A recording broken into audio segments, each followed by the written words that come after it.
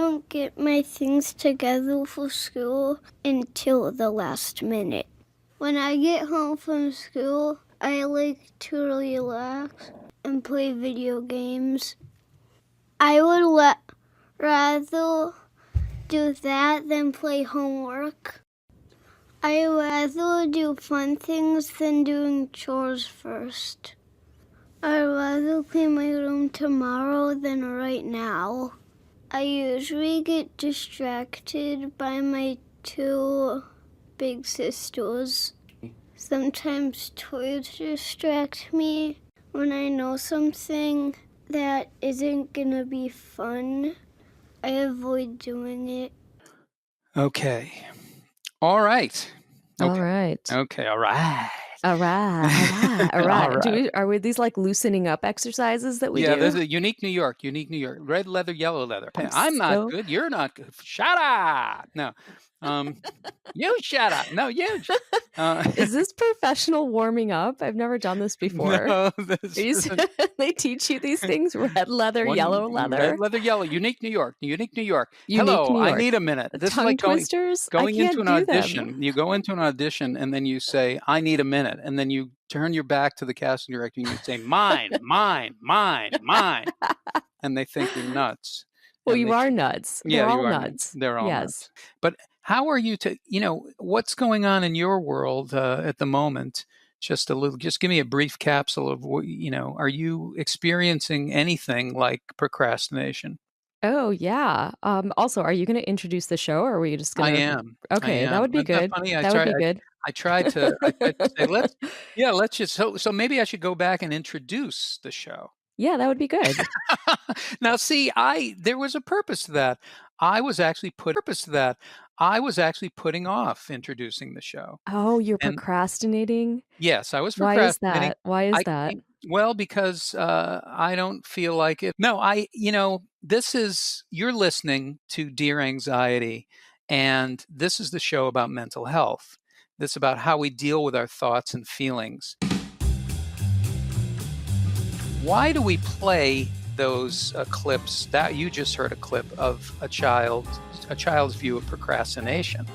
Now, why do we play those things? Because when it comes to mental health, we're all children. No one is exempt. Everybody has thoughts and feelings, and everybody deals with them in different ways. And most people don't practice skills that help them deal with it differently. And that's what we're exploring. That's what we're talking about. Procrastination. My name is Ed Krasnick. My co-host, Renee Jane, will be along shortly. And all I can say to you is the way I relate to procrastination, my name is Ed Krasnick. I procrastinate, which is the... wow. Yeah, it's the... what it is it's I delay the process of being myself. And so I have this in a very personal way. My partner, Renee Jane, is the founder of GoZen, which is an amazing organization, GoZen, that teaches resilience skills to kids, parents, schools all over the world. But Renee, procrastination, I can't imagine you procrastinating. Are you serious? You can't imagine me procrastinating? I can't. Oh my goodness. No. I wish I had a GoPro camera put on my head and you could see how I procrastinate sometimes. Let's do what? it. The interesting thing is no one can abstain from procrastinating. It is part of the human condition. I am firmly in belief of this. So we all procrastinate at some time. I mean, different degrees, definitely. But oh yeah, I have procrastinated for sure about things. I often procrastinate when it comes to certain things like doing accounting work, for example, for my business. I procrastinate because I don't like it. And most of the time, I don't feel like it when I don't like it. Yeah, that's what that is really what's tied up in this, which is something that, I'm used to procrastinating everything. And I think for me, procrastination is connected to perfection because I feel like, what if I can't do it? And then I'll be found out. And it has to be perfect right from the get-go. And so as a result, I procrastinate. I put it off. I think procrastination and avoidance definitely go hand in hand with perfectionism. But even if you're not a perfectionist, you can be a procrastinator, a chronic procrastinator. But I totally get that. You don't want to show up as less than perfect, so you just put it off. And you think that you're not, it's insecurity. I think that I'm not enough and I won't be enough. And so as a result of that, who wants to face that? Who wants to face that with every little task? And when you do, it causes you a lot of stress. And I say you, I'm talking about me. It causes me a lot of stress. Well, don't say me. Don't say you. Thank you. Yeah, isn't that funny? I always say you, like it's like I don't even own it to that extent. I say, well, it's you, it's your fault. But now you said something really important there too, which is the last thing in the world that I think about is the procrastination is a coping skill. It's not an effective coping skill all the time. We talk about coping skills just because you do it by default, you think you do it by default, that doesn't mean it's not a coping tool. You're trying to cope. What am I trying to cope with? I'm trying to cope with feelings that I don't want to have. Is that right? Yeah, that's right. It's so interesting. If you ask people what procrastination is, for the most part, adults know what procrastination is, and most kids even know what procrastination is. It just is something, it's a commonly used word, and everybody's done it before. So it's like, oh, yeah, I know what procrastination is. But when you look into the research, you realize that procrastination is actually a coping skill for short term mood repair. It's so interesting. And I love how we use really technical terms. Basically, you use procrastination in order to feel good in the moment, right? You don't feel like doing something. You feel like doing something else in lieu of something you should be doing or you think you should be doing. And so you use it to feel good in the short term. And what you're giving up is your longer term goals or what you want to actually get done. So it's a short term coping skill for mood repair. And it's not very effective. In fact, I have been calling it the procrastination paradox because if it is indeed a coping skill to help you feel good in the moment, then why does it feel so bad? If you ask anyone that procrastinates, they beat themselves up about it. And if you look into the research, what it really does is it makes you feel guilty, it's stressful, and it has negative effects on your health because a lot of times things that we are procrastinating about are things that are going to be healthy for us. Exercising today, eating vegetables right now, etc. Yeah, you're resisting something. You're avoiding it and resisting. And anytime I'm resisting something, there's a tension there. I'm building up a tension and I'm carrying it around with me. And that pretty much is the sum total of my life. Good night. No, so Don't that's go anywhere. We're not done. see you, everybody. Bye. That sums it up for me. At any rate, this is the thing about these coping skills. Like you're saying, it's not effective, and there's pain that goes with it because I beat myself up about it. It's still what I'm trying to do is to feel better. So it's not a bad thing to try to feel better. We just need to learn other ways in the short term, right? It's a short term way of feeling better, feeling good. We don't have to. I don't have to blame myself for procrastinating on top of everything, right? I'm trying to feel good, so maybe I can look at the feelings, maybe I can look at the thoughts, maybe I can look at what's holding me up, and this is what we're going to talk about today.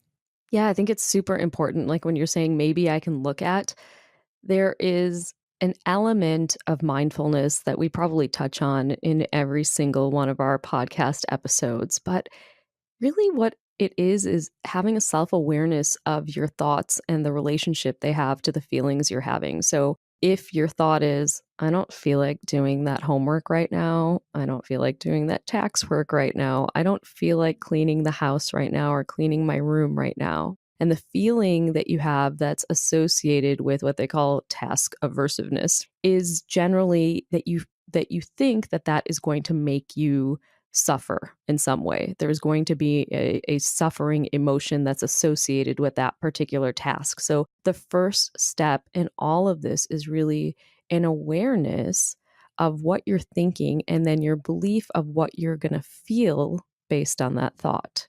And that sounds really basic. How is that going to get me over procrastinating? The first step is to know what's going on inside of you. Yeah, and how do you check in? How do you check in with yourself to say, where you can actually identify, okay, this is procrastination, this is what I'm thinking about this thing, and this is what I'm feeling? I think that you have cues. Generally, when we're procrastinating, we often are procrastinating not about something novel, like the new thing that we have never done before. We are procrastinating about the same things over and over again, whether that be flossing or cleaning out the fridge or doing, as I said, doing our homework or studying for something. Chronically procrastinate about repeated things. So that's kind of a good thing, actually, because we can see what the trigger is, and the trigger is often a thought. So I think the first step in this process is really to write down the tasks that we procrastinate about. And then when we're procrastinating about that thing, so let's say it's flossing, you're like, oh, I'll floss tomorrow, oh, I'll floss later, I'll floss next week. When you are putting off that task or saying, I'll do it in a few minutes, it's just going to take me a minute to do something else, whatever the thought is that's going through your mind at that point in time when you're putting the task off is what you are looking for awareness of. Awareness of your thoughts and awareness of your feelings takes practice because we're never taught it as a kid, right? We're not taught to be aware of our thoughts. That was a tough sentence, by the way. Can you say That it? was good, though. Now, I'm glad that you didn't put it off. It was a good one. Yes, I did it. See, I didn't feel like saying it, but I said it anyway. So, Yeah. yeah, we're not thought to be aware of these things floating through our mind. They're things that other people can't see.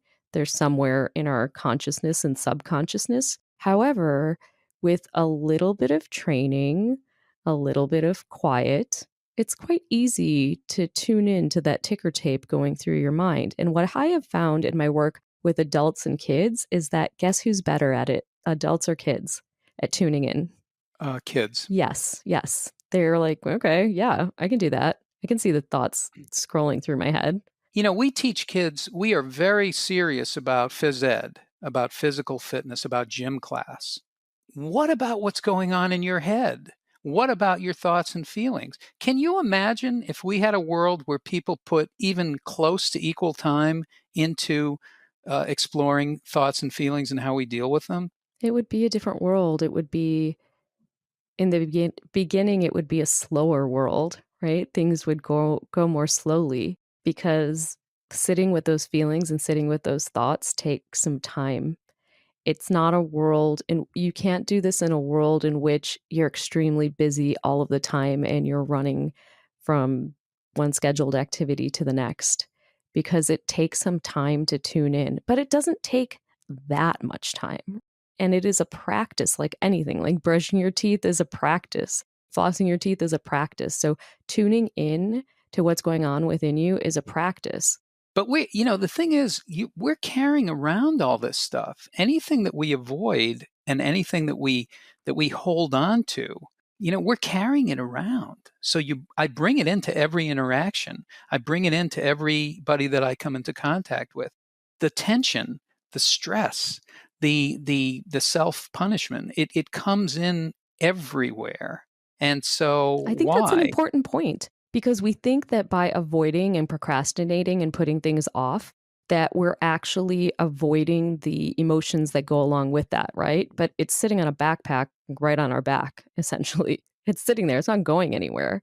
So I think the point that you're making is extremely crucial. It's a coping skill to feel good in the moment, but it's completely ineffective. Because most of the time, when you ask someone if they want to be procrastinating, the answer is no. Like, I wish I could do this right now, but I just don't feel like it. But it's not that I don't want to do it. I just don't feel like doing it. Yeah, and the need to feel better, to feel good in the moment, that's a great thing. Why punish myself for that? That impulse is a good impulse. That's not something I want to erase. I just need to find a different way to do it. And that's what we're going to talk about today.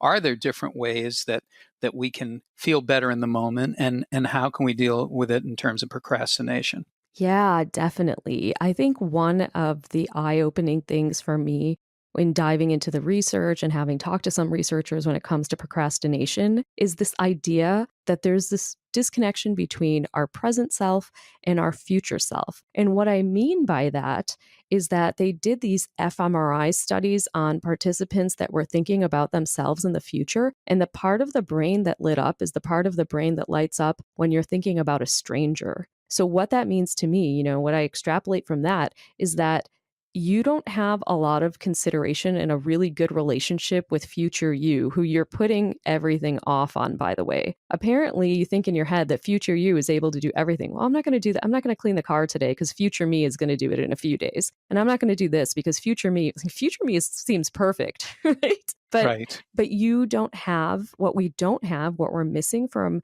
our evaluation of our future selves is compassion, understanding. We're putting all the weight on future me. You talked about the different parts of the brain that light up. That's very interesting.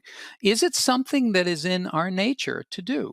I don't know if it's in our nature to put things off. It's definitely in our nature to plan things, right? So planning is in our nature in the prefrontal cortex, in the newer part of the brain. There are a lot of planning and organizing activities that go on. There are a lot of what if questions that we ask ourselves when we think about the future. And so, it's an executive function skill to plan and to organize. Now, is it something that's built into us to say, okay, we're going to put this thing off? I don't know, but what may be built into us is when we're not feeling good, some sort of way to repair that feeling, which is what we're talking about. And what we have been talking about in a lot of these podcast episodes is, why do we need to repair it always? Maybe repair is not the answer. Maybe acknowledgement, acceptance, and then the next action is the answer. And does that make sense? The nuance in that, Ed? Well, it sounds really simple, and it sounds really like, of course, that's what you would do. Acknowledgement, acceptance, and then what's the next action? Who does that? It's People don't do that, and they don't do that because you think it takes a long time. Let me just say this about that, and I sound like I'm giving a presidential address, but like Richard Nixon. Let me say this. Do you know how hard it is to avoid something? It's a lot harder than what we just described. It takes a lot of energy. It takes a lot of energy. It takes a lot of complex thinking. I'll do this tomorrow. I'll plan for this. I'll tell them It actually takes this. a lot I'll of lie planning about to that. procrastinate, right? It takes a tremendous amount of planning Yes.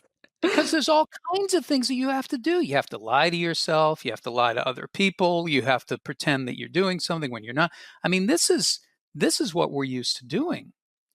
What would it be like to just acknowledge, accept, and take the next action, the next small action? And that's what we're going to do here in this role play. Let's get ready to role play! Now, the first role play that we'll do is I'll be a kid procrastinating about a book report, and Renee will play my mom. It's not that I always want to make Renee my mom, but Why am I always your mom? What's up with that? I don't know. What's Maybe the it's mommy something I'm thing going working out. on? Maybe it's something I'm working out. Maybe Maybe I you need a can be mom. my mom. Why don't I be? I'll be mom Yeah, this you time. be mom. Come on, I want to be Okay. the kid this time. Okay, I'll let's be do mom. it. You Okay. be the. But in the first one, let's do it where we're not using any of these tools. This is just what a parent usually does when a kid is procrastinating about a book report. Round one. Hey, how's it going? How's the report? Really? You're asking me about that now? I had the worst day at school. I don't want to talk about it. I kind of don't want to talk about it because I just don't feel like it. And I don't feel like, what report? Well, see, Whatever. I've written one this is what word. happens. I have to You write see, 1,000 words. I've written one word. Is that what and you then want to hear? yeah, but then you wonder why you have so much pressure and why these things happen. Mom, it's This hard. is what I'm talking about. Mom, it's hard. Listen, I have 1,000 things to do. I had ballet, and then I had soccer, and then I had Model UN, and now I just don't feel like writing this report. I'm exhausted. Okay? Well, you know what? I don't feel like cooking dinner. I don't feel like Ugh, not taking care of the that. family the way I take care of it. I don't feel like doing a lot of the things that I can do. Where's my procrastination? What am I doing? I don't You know know, what you can procrastinate if you want to. I still don't feel like writing this book report. And how am I supposed to write it? How is it going to be good if I don't feel like it?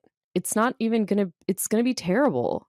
You let me can't tell you write something something. you don't feel like writing. The words aren't going to come out. Let me tell you something. It's only going to feel worse putting it off. You know how this is, and we go through I it think it's every going to feel time. really good. I'm getting a bag of chips and I'm going to watch some TV. Okay, you know what? Ugh. That's it. We don't have to. I'm just not going to come in here anymore because it's a waste of time. I'm Uh, not going to come in here anymore. Let me go talk to your father, and that's a whole other no, thing. That's no. something I wish I could put off. How Well, about that? okay, fine. Go talk to him. I'm still not doing it. Yeah, Thank you for your help. yeah. Thank you. Yep. Well, that didn't work. Okay, so there you have. That's probably familiar in some ways, even though I didn't change my voice, which I will start doing for these things. So what can we do differently? So we always want to start with empathy. We don't want to invalidate how someone is feeling. Let's not forget that the feelings are okay, they're valid. The actions thereafter and the behavior might not be okay, but what they're feeling, nobody wants their feelings invalidated, right? And the feelings can change over time as the behavior changes, but let's not invalidate the feelings. So let's empathize with what's going on. These kids, as Ross Greene says, I love him. He's an author. He wrote The Explosive Child. He's amazing. He says, kids do well if they can. And I truly, deeply in my core believe that. After working with tens of thousands of kids, having my own kid, I can tell you that kids do well if they can, right? So let's always go in with that mindset and let's empathize. Okay, now we're getting past empathy and we really want to help our kid do this book report. Well, I can tell you a few things before we start this, round 2 of the role play. First of all, don't try to teach these lessons in the moment. It's just not going to work. We don't study for a test when we get in to sit down to take the test. Well, sometimes we do, and then we don't do well. But you want to practice these things outside of the moment because in the moment they become accessible if you've done a little bit of practice outside of the moment. Okay, so we're making the assumption here that we've talked to our child about some of these things. So we can do what's the next action, we can do time travel. What do you think, Ed? I like what's the next action because it's really simple and it's really something everybody can relate to. Maybe we can try that. We can Okay. talk about time travel too. Okay, we'll do what's the Um, next action and then maybe we'll talk about time travel. Round 2. Hey, Mom. Hey, honey, how you doing? A book Oh, report.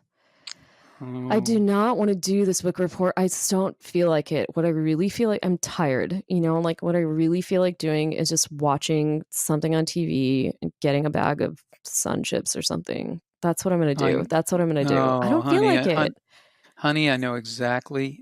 I really know how you feel. I get that you're tired Um, and that you want to take a break and that you you don't have have to had it do with all these this kinds of things. work. You can go to work and Yeah, come home and they don't give you homework from work. I have to do all this I get it. work. I get it, honey. I really do hear that you feel, that you're tired, you're overwhelmed, and you just want a break, right?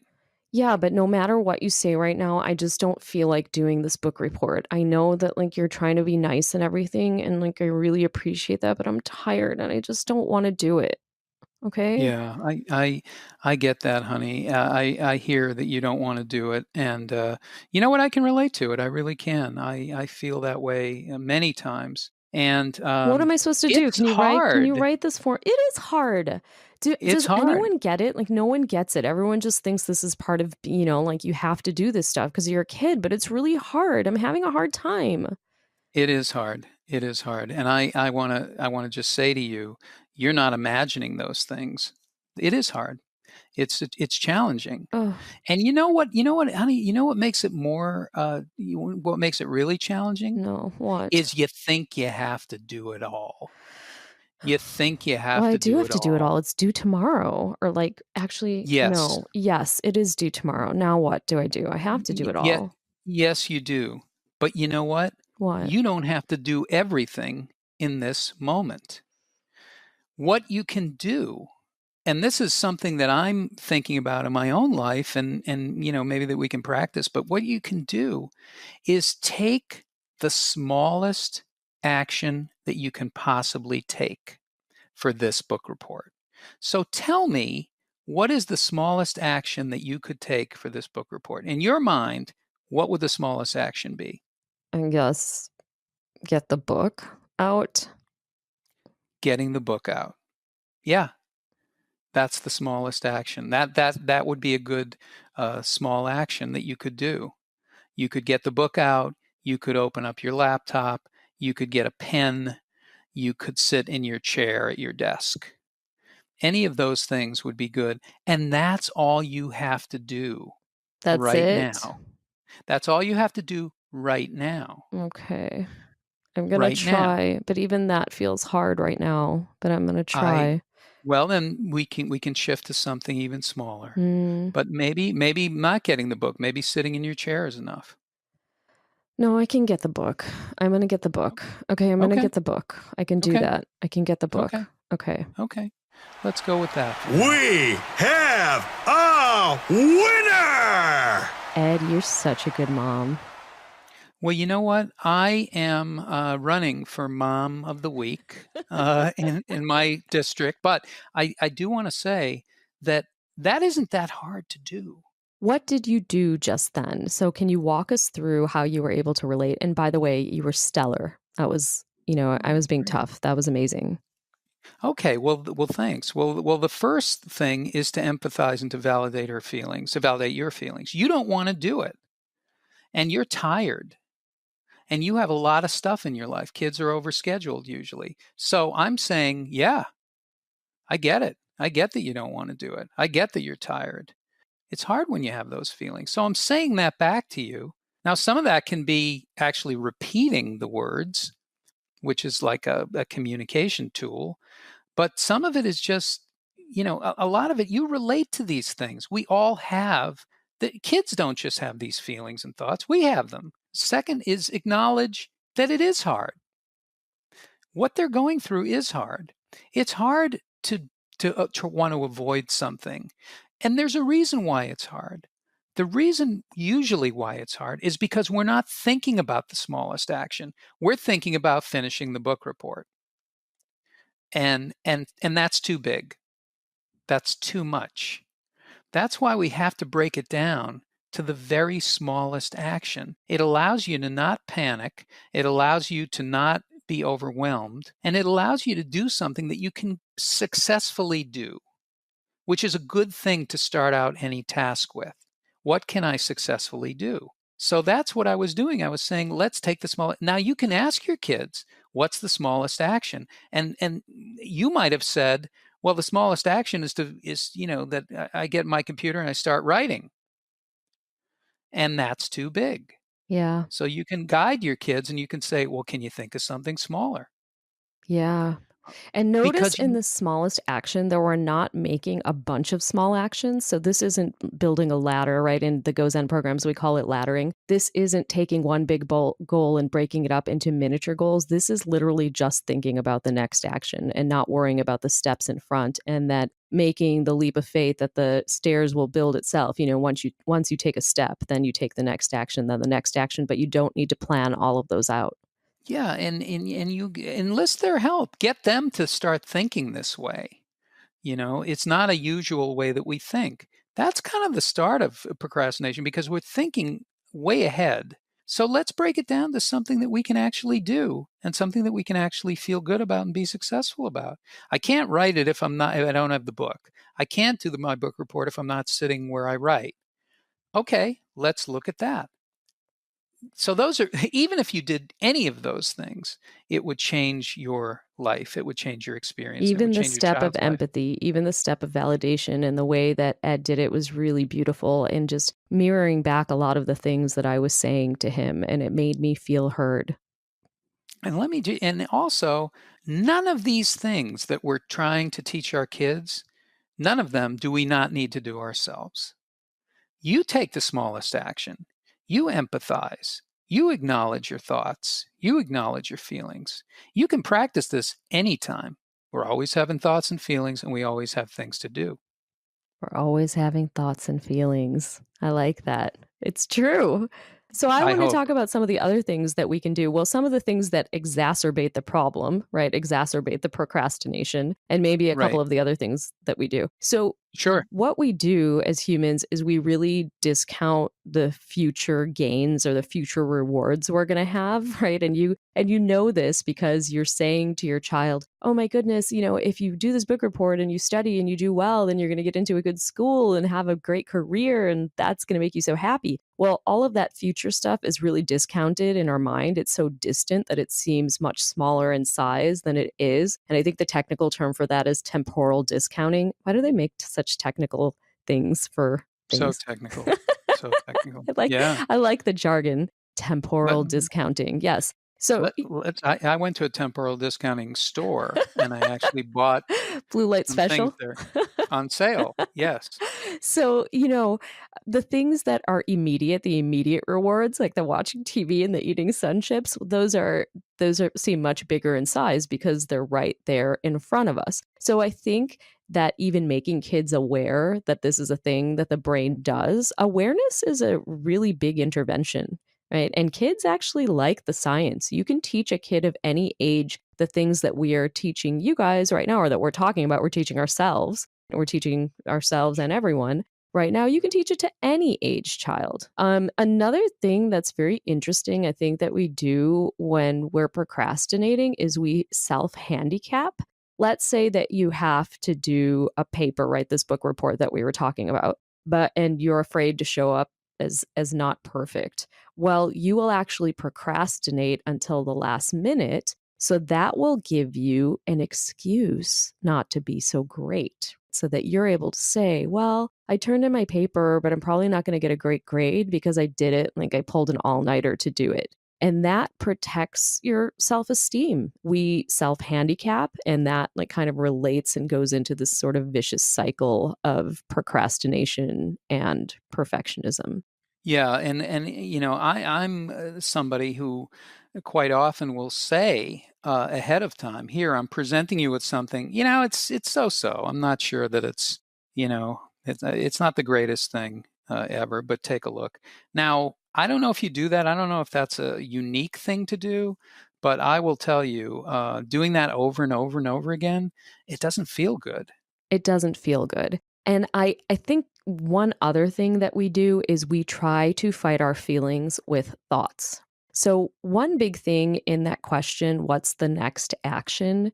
That's interesting to me is that it's active. There's an action. You're asking for an action. You are not sitting down and trying to fight the thoughts. And there was a research study done out of Duke University that basically shows that when you are having the I don't feel like it, or you're having the thoughts that lead to procrastination, the thing that actually gets you motivated to move is not another thought that tries to defeat the initial thought. So when you're working with your child, what you want to do is try to use an action, because what they have shown is when it comes to motivation, taking a small action is 66% effective, whereas it's only one third effective to work on your thoughts. So if you're having the thought, for example, I don't feel like it, well, don't sit there and battle that thought. Just say, okay, brain, I get it. You don't feel like it. I'm going to take a small action. And then you might begin to feel like it. Yeah, that's the shorthand. That's the shortcut that you can do that.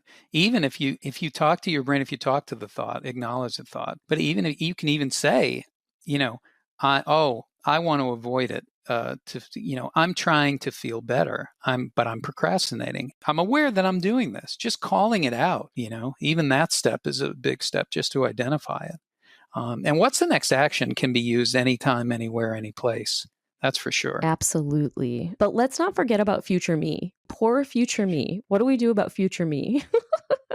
How do we relate to future Well, me? How do we plan for future we talked me? about that research that shows that future me is basically is like a stranger in our brain. So we need to get to know future me better. So there are a couple different exercises that we can do. We can have kids draw a version of themselves as their best future self. Either draw or write about what is the best version of your future self. And let's really create an image and make that future me not such a stranger. So that's one thing we can do. The other thing that we can do is that we can imagine that future me is actually in the present moment. So this is a visualization exercise where you imagine that thing that you're putting off till tomorrow. You close your eyes and imagine yourself doing it today. So you bring future me into the present moment.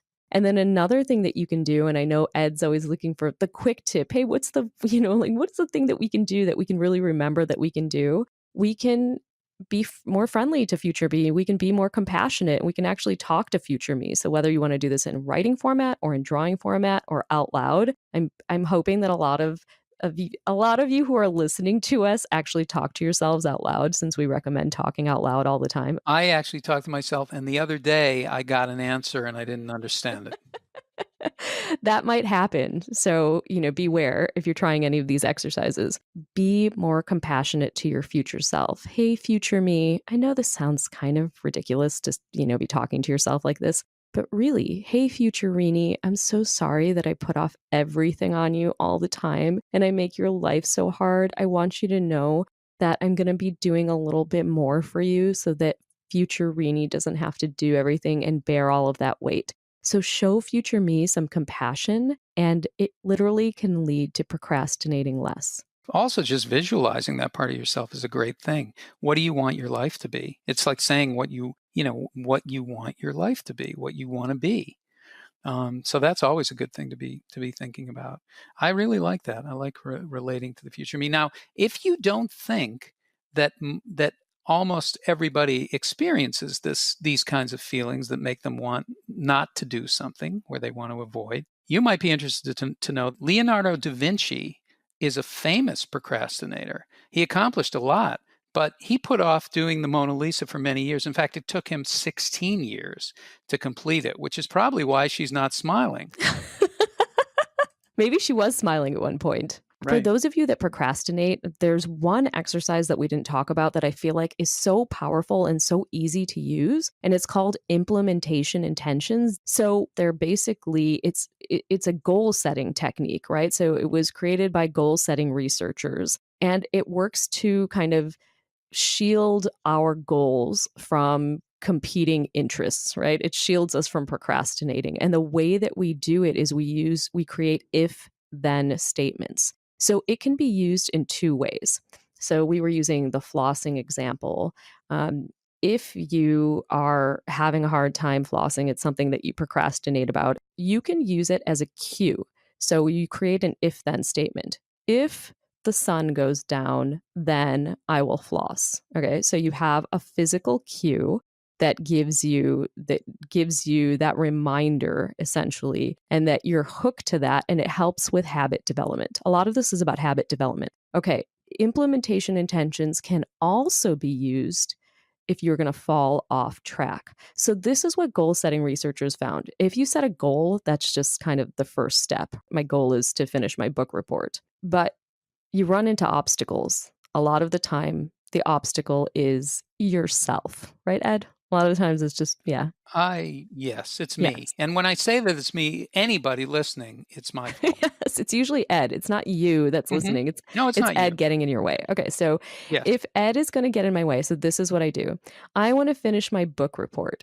If Ed is going to call and distract me, then I'm going to deny his phone call. That's not a really nice example, but you get my example. You basically make a plan for your obstacle in advance. And if you have the plan in advance, then you are able to overcome the obstacle far more effectively than if you don't have the plan. Because let's face it, we know a lot of this stuff is going to come up again. We know we've done it thousands of times. This is something everybody faces. So any part of this, now we talked about awareness. We talked about acknowledging. We talked about taking the smallest step, taking the smallest action. We talked about if then. We talked about the future self and being kind to the future self. Any one of those things, if you did any one of those things, you're going to feel better, and your life is going to be a little bit easier. I'm really excited that we did this talk about procrastination. Again, I think it's a universal issue. Yeah, I'm glad we didn't put it off And because that would have been too easy to do, and we could have done a lot of that would have been procrastination so jokes. on theme. There's a few things that we want you to know. One thing is the podcast. Thank you for listening. Thanks for your reviews. Please subscribe. Go to iTunes, but even easier, you can find us at bit.ly//Dear Anxiety, right on iTunes. It's so easy, and we really, really do appreciate the reviews. We want to make it known that mental health for kids, for adults, for everyone, for humans is important. So please continue listening, and we're getting some wonderful emails in with some audio clips. So if you have a child that's experiencing a challenge and you want to anonymously send us an audio clip that we will play at the beginning of our show, please do that. And you can do that at gozen.com/Dear Anxiety. You'll also find all of the episodes there, and you'll be able to get in contact with us and let us know what you think.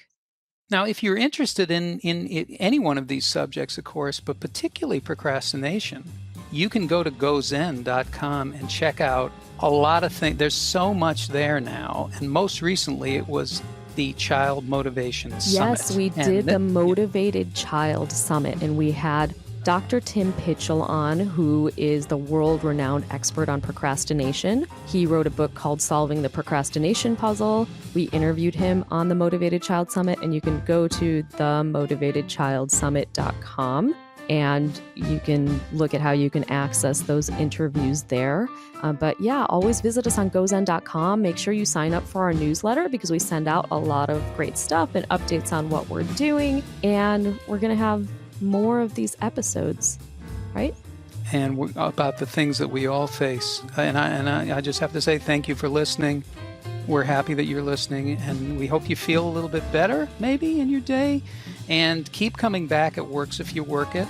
I'm Ed Krasnick, and Renee, take us into the clip, and we'll see you next time. So we're going to listen to a child giving the first child advice on their procrastination. Thanks, guys. Waiting till the last moment causes stress. If somebody waited till the last minute to do something, I would say to them that they need to take a better look at the schedule, like realize if they want to do this at the last moment, it might get them more in a hurry, and then they might get in trouble with the time schedule. Some strategies for that is have a checklist of things that they need to do in order, like for example, first get dressed, then brush your teeth, so that they know what to do and they're not goofing off. It feels good to get things done. When you get things done first, you have the whole rest of the night free, and you don't have to think about your homework anymore, and that's more relaxing.